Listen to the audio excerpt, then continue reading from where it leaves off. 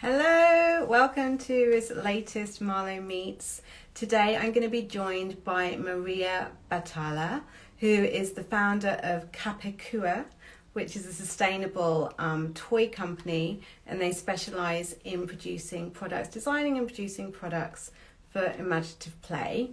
So I'm just going to invite Maria to join. One moment.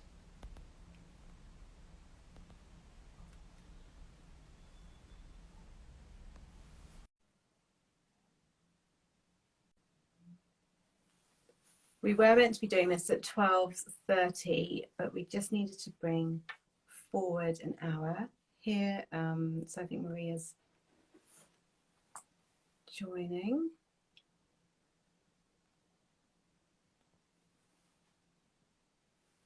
Maria, I can see that you're there. Are you able to come on the live?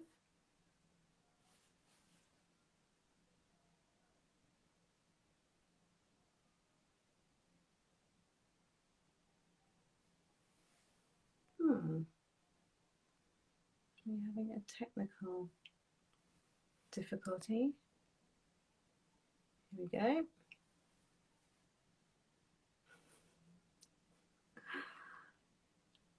Yeah, what's happening? What's happening? It's saying you're unable to join. Hi, I see you, Maria. But it's not bringing you on.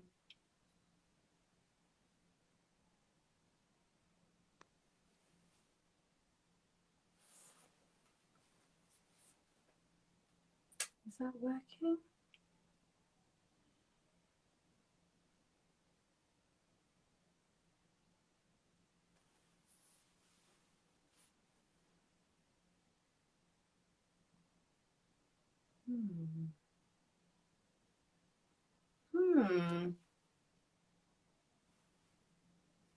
Okay, I'm going to come off. Oh! I'm here. Hi! So I was just about to come off then. I don't know what happened. I did requested it, but it just said requested. Anyway, I'm here. Here you are. Hi, how are you doing? Yeah, good. How are you? I'm really well, thank you. It's nice to see you. Mm-hmm. How's your week going? Yeah, it's good. Busy. Lots of things going on, and yeah, busy as always. But yeah, good. Very good. Excellent. Well, thank you for joining me to have a bit of a chat today, this morning. We were introduced by a mutual friend a couple of months ago, I think, and had a really nice conversation about the importance of imaginative play and creating space and opportunities for that. And so I thought it would be lovely to come on here and continue that conversation, really. But for those who aren't familiar with you, Maria, and your brand, can you just share a bit about Capikooa and what it is and how it came to be? Yes. So Capikooa. Capikooa started when basically when we had children, and so both mine and Warren's background is in engineering, and I've always worked like high-tech companies here in Cambridge. And then when we had our first child, it kind of, yeah, something happened there, and I started learning about child development. It's like, oh wow, like, you know, like the things that are so important in the early years, like you know, like child development, the first 7 years of age are really, really important for children's development. And like, I did some trainings and some workshops, and it was like, I got to realize that children learn with their bodies before they learn with their brains. That when they're born, there's, you know, there's no connections. They need to start making connections by moving and doing things and experiencing different things. And it kind of became my passion. Like I just wanted to learn more and know more. And it was like, why parents don't really get to know these things unless they research or do some, you know, like everybody should be knowing about this. And while technology is really important, to keep us connected and for work and for lots of things. I believe in the early years, it's better to have less technology. You know, it's impossible to have no technology at all for children, but I believe it's a bit better. So I quitted my job as an engineer. So I work for like really big companies, just basically to create something for children that is good for their development, and it's good for children, basically, good for their development, but also good for them, for the planet, because this is the planet where they're gonna be living. And one other thing that, so there were basically two things that that basically moved us, like really got us to create Capikooa. One was child development, and the other one was toy waste. I'm sure most of you agree with me that when you have a baby, and mostly when you have your first baby, you just get so many little toys, little gifts like that are really kindly gifted and really appreciated. But sometimes you forget you have them, you don't use them. Then it's like, oh, this is for 3 to 6 months. Now it's too grown up. I haven't used it. Or toys that just get outgrown and they are perfectly fine, or toys that just get broken immediately. And like last year, for example, I did a little tidy up and I had some toys I wanted to donate. And I called a couple of charities and they were like, well, we're not accepting any more toys. We've got too many. Yeah. So I think a lot of people were having those clear outs, weren't they, when we were all at home all the time? So yeah, so there were the two reasons. One was we wanted something that was good for child development, and the other one was to reduce wasting toys. Yeah. The Capikooa balance boards seemed to tick all the boxes. So that was like our beginning, our start, creating the balance boards, because they are made with like natural materials. It's wood, and the lacquer is water-based. So we thought, well, they really, we're very picky with quality. So we make sure it's good quality. And if it's not, then we sell it as an imperfect. But really, the imperfect are actually quite good because we are really picky with quality. And then basically, it's gonna last for a long time. And we've seen children of different ages using it for different things. So it kind of ticks the box of toy waste as well. Also, if you finish with it, pass it down. You can sell it secondhand. You can use it as a piece of furniture, like as a shelf in the the wall, if you want. That's just it. Just to remind you. Also, Maria, I don't know where your camera is, but we're only seeing half of your face. Okay. Is that better? I can see my full face, but I'm not sure. Is that better? Yeah, that's better. So we kept losing you. I want to see your lovely face. So yes, the Capikooa, your main product is the balance board. So if people haven't seen that or know what one is, how would you describe it? Well, I can show you one.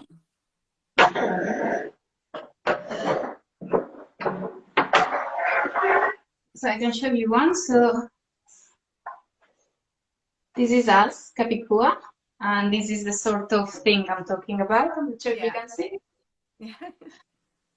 So this is the smaller one. So there's 3 sizes. This is the smaller one, and basically children can, like when they are little, usually, so you could put like tummy time. So you can put it on a mat, tummy time, hang some beads here, and they could be time while, trying to grab the things. Like an activity. Yeah, like an activity center. When they grow up a little bit more, they could sit down with the legs inside and just roll cars or roll anything, really. My kids, my little one was born with a balance board, so he was just rolling anything would roll down, basically. It can help them to get up as well when they want to start walking. Then they can rock on it, they can lay down on it. Yeah, anything, basically. I think from where you and I spoke before, particularly with older children, it can often be the case that adults or parents look at it and think, well, I don't know, what will they do with it? Whereas the kids just totally, their imaginations go wild and they find all kinds of uses for it. Is that the case? That is totally the case. Yes. Yeah.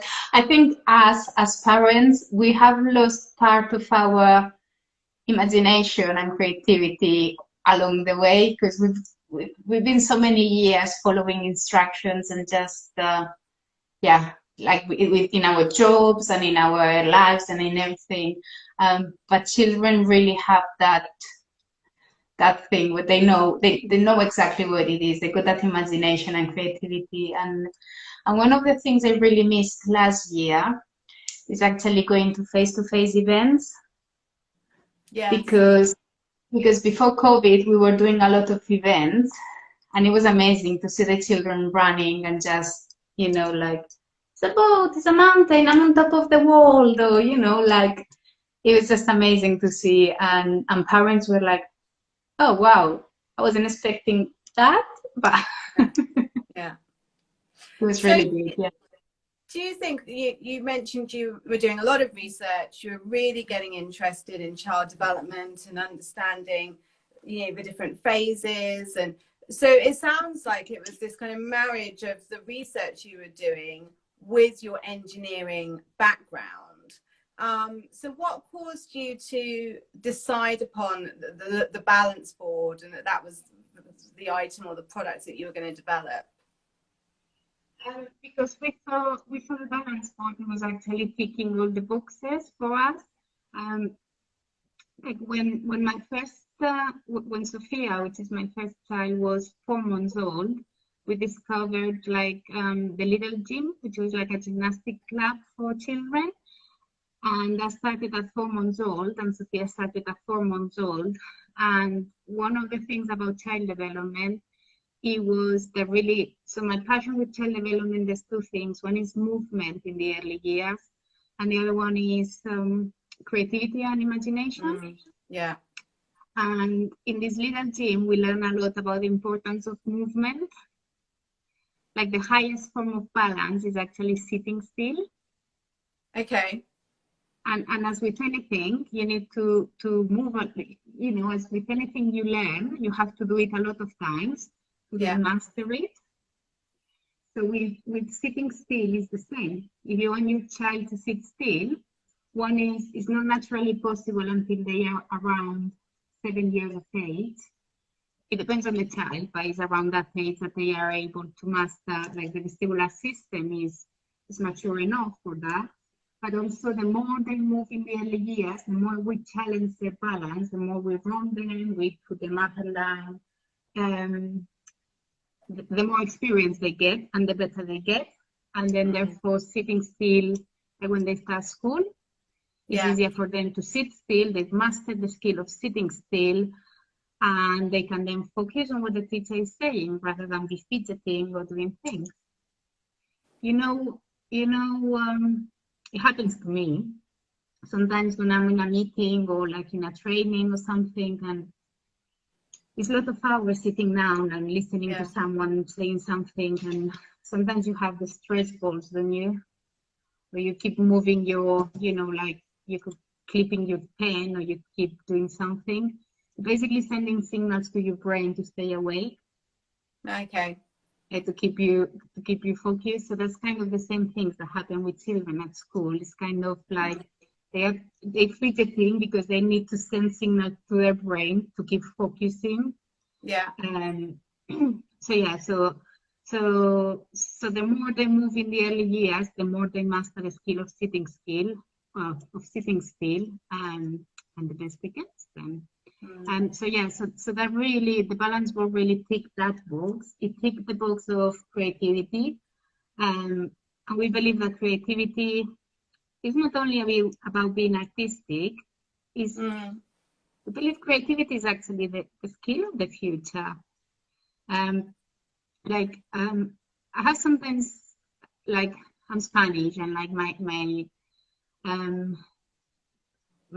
nephew is, he was about to start university a few years ago, and his parents were like, well, what should he study? What can he study that is going to find a lot of jobs? It's like really popular. And I said, well, whatever he studies, he has to study something that he likes, because then Yeah. he'll find a job, he'll find a way. And I believe that creativity, like with machines taking on people's jobs, they're able to do people's jobs. The one job that machines will never be able to do is creative jobs. Mm. Because machines, you can program them to follow instructions, but they'll never be creative. Mm. So that's jobs that's actually the Yeah. skill children need. And Yeah. if from an early age we start giving them instructions and we start giving them how to do things, it's just like when they come to solve a problem, they'll be like, Yes. well, I followed instructions, it Yeah. cannot be fixed. But Yeah. that is not what I expect. What I expect is like, okay, so it doesn't work. Maybe I could do this other thing and go and think outside the box. Yeah. So we Finding, believe, that's exactly what I thought when you were saying about creativity. A big part of an expression of that is problem solving, isn't it? It's like thinking about different routes to solutions rather than there just being one way, or as you said, parents or adults just doing it for you and not giving the child the opportunity to explore and problem solve in that way. yeah. So it ticks that box as well, because the balance board is what is called an open-ended toy, which is like there's no instructions. You create what you want. You can create one day a boat. You can create, you can imagine whatever you want it to be. So it's kind of giving that opportunity to start learning that skill, and that skill is going to be a skill for life, really. And it takes the third box, which is the box of sustainability. So basically, the balance board is made of beech wood. The lacquer is water-based lacquer. And we package it 100% plastic-free. So it basically ticked all the boxes that we wanted to tick. So it was just the perfect product, basically. And so we're working on other products. Hopefully soon we can get something else out as well. What kind of feedback have you had from parents in particular, or maybe you've provided balance boards to schools or kids groups? What feedback do you get from them around the children interacting with the balance board? So we get a lot of messages from people saying, oh my God, I was not sure if buying it or not, because I wasn't sure if it was going to be used that much. But actually, it gets used every day. One day they have breakfast on it. They put it as a table. One day they use it for a slide.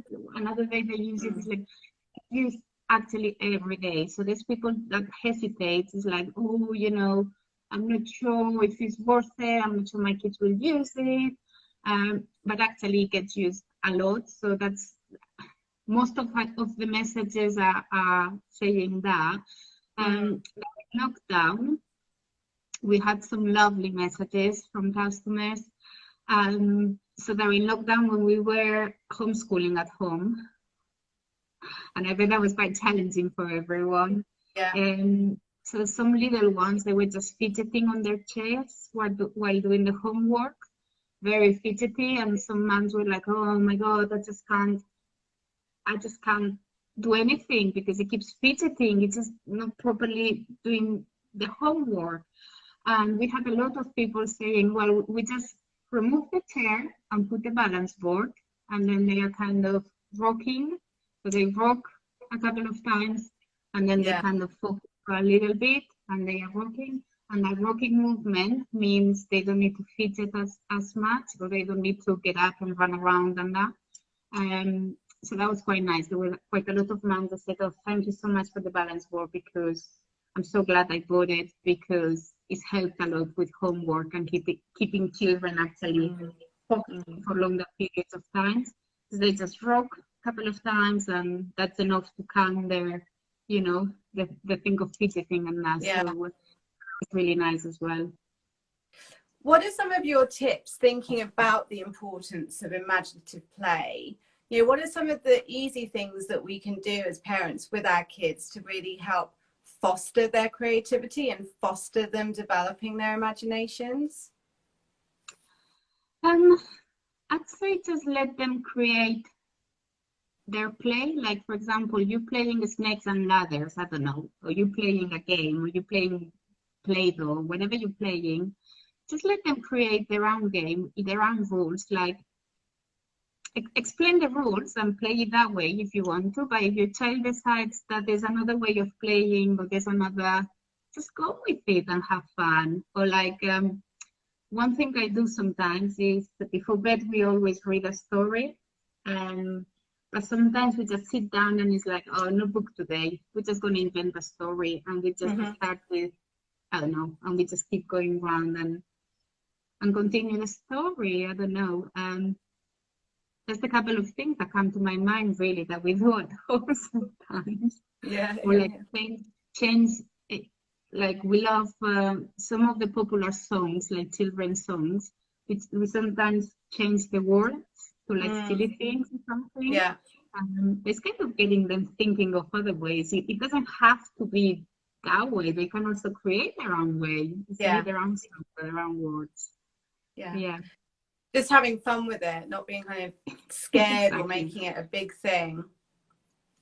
You spoke quite a bit about the sustainability piece being really core and integral to your brand. In terms of, you know, reusing like toys, and what ideas do you have longer term around, like, so what is the life cycle in your mind of the Capikooa for a family once, you know, the children have grown up and aren't using it anymore? Yes, so we have in plans. So obviously people can just pass them down. They're gonna be usable for a long time. They're gonna be, they're gonna still be usable for years and years. So people can pass them down, or we have in mind. So we are planning a buyback scheme as well. So basically we have 3 sizes of the balance boards, and the little one is like thinner and smaller, and you know, easier to wobble for the little ones, and easier to move because it's lighter, it's thinner and lighter.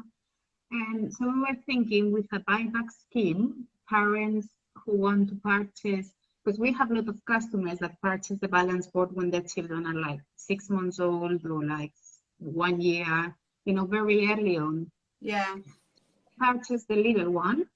Then when it comes to maybe 4 years of age, 3-4 years of age, they think, oh, maybe we would like to go to a bigger one because my kid is really enjoying it and he'd like to go to a bigger one.